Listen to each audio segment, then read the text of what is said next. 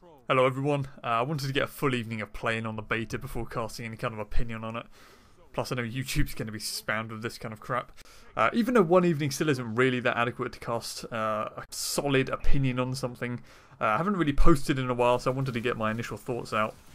Also, good timing, just hit 2,000 subs, so a big thank you for that. Obviously I don't take YouTube super seriously, so it's always nice to hit a milestone regardless of that. So yeah, big thank you.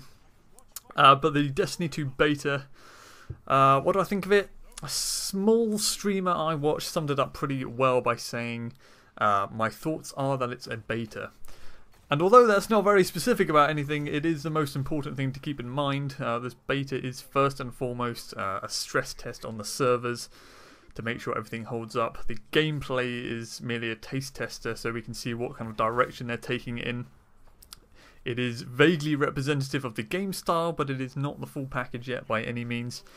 So there are certain things we can take away from it and a lot of things that we cannot. Deciding to cancel your pre-order because you don't like the guns in the beta is nothing short of stupid, but it is the kind of thing I've seen. Personally, I'm glad I gave it a solid, I think, 9 hours of play. Didn't seem like that long, but I think it actually was. Because at first I was a little bit neutral about it, then I began to think it was a little bit dull and lifeless, and after a bit more playing and adapting my game up to be a bit more dynamic, I began to really enjoy it. Maining Striker, again, somewhat boringly, I know. Obviously in D1 you're used to skating around very quickly with a Titan, so I think when I began to find it a bit boring, it was because of how much slower the game is. But actually once you get used to the Titan movement and start using that shoulder charge as kind of part of your movement rather than just as an offensive crutch, I was finding you can still get around pretty speedily and stay quite agile, and that's when I started really enjoying myself a lot more.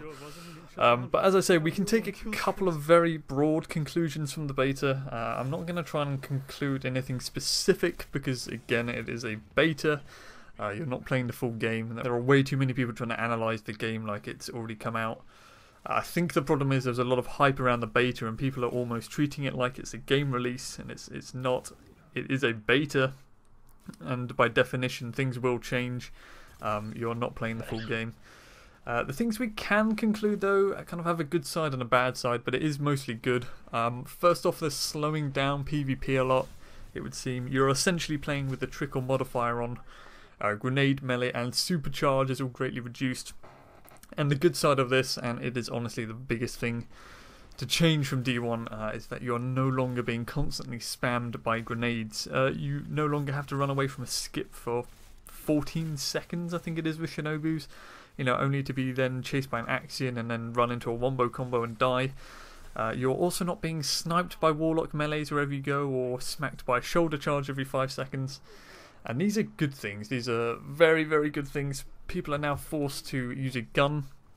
And I'm not going to name any names, but I've seen a number of notorious D1 sweaty stat farmers getting absolutely destroyed in matches so far.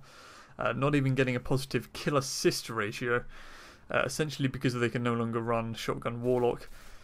So there is a big emphasis on actual gun skill, and this is a very, very positive move. On the downside, Super has become very much pointless, and I know they wanted to make it less influential, but it's almost not influential whatsoever now. In control games, unless you're being an absolute hero, your Super tends to kick in around the 60 to 70 point mark, and the match ends at 75. So in a lot of cases, Super seem to end up being a bit of fun at the end of the match rather than anything you can actually use tactically to swing the lead.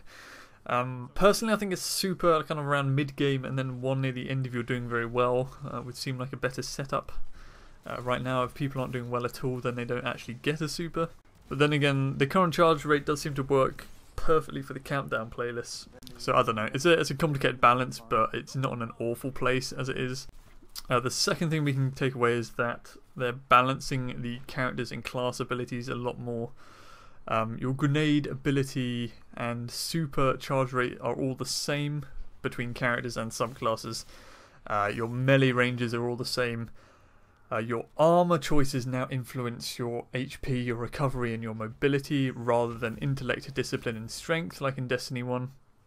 And the good thing about this is you're no longer getting mapped by Warlock melees or one hit by Titan melees. Hunters now have a bit more of a chance in melee battles. Kind of the extremes of each characters are being narrowed down to a more similar band. And again, this is pretty good for PvP. It's wiping out ability crutching. The balance of supercharging means you won't be having Stormcallers getting their super after one kill and getting assist.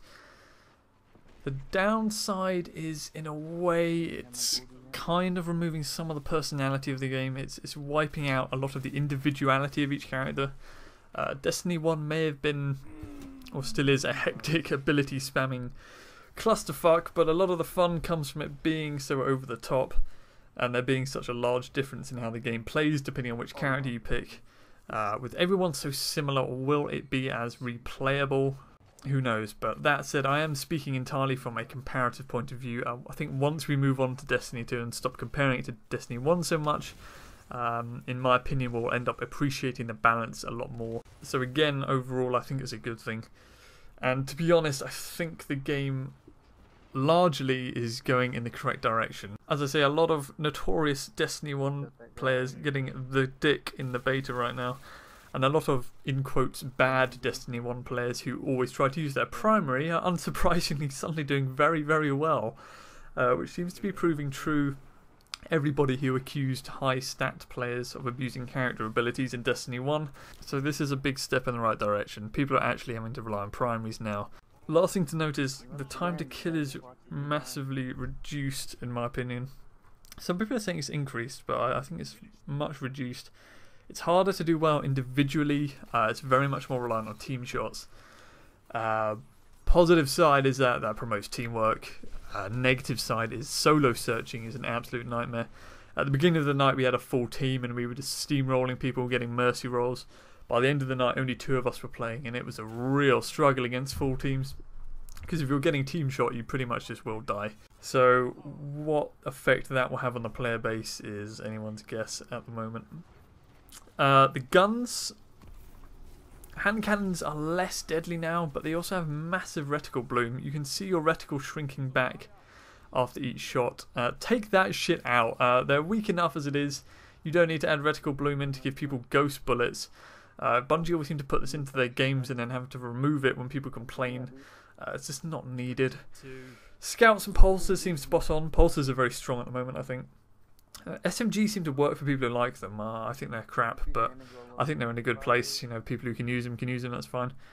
Power weapons actually feel like power weapons, but they're not overpowered enough to just win a game, like if a team on Destiny 1 gets 6 LMGs. So they're also in a good place. But lastly, most importantly, the scoring system now makes sense. Holy crap, thank Jesus, there's no longer a case of getting 2,000 points in the lead, only for the enemy team to even it up by getting 3 kills because of bonus. You killed the leader with a headshot super points. It's now just even. You don't get penalised for doing well. That's a massive, massive step in the right direction. Keep that scoring system, goddamn. That's about it for now. As I say, I don't want to get into like minute details given things are liable to change. It's going to make so many people's videos redundant in my opinion once the full release comes out. Right now the important thing is just to try and enjoy it, and don't play it like you're playing Destiny 1. Don't constantly try and compare it. Just think of it as a brand new game. Anyway, thanks for watching, and I'll catch you next video. Hey, listen, I'm Abso, and I haven't been full health in a while. Something's damaging me. If you want it, this battle is yours. Something's damaging me.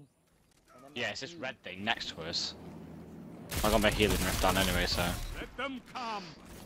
Nice. Mercy. Oh, I want to use my Mercy. super. It's so annoying.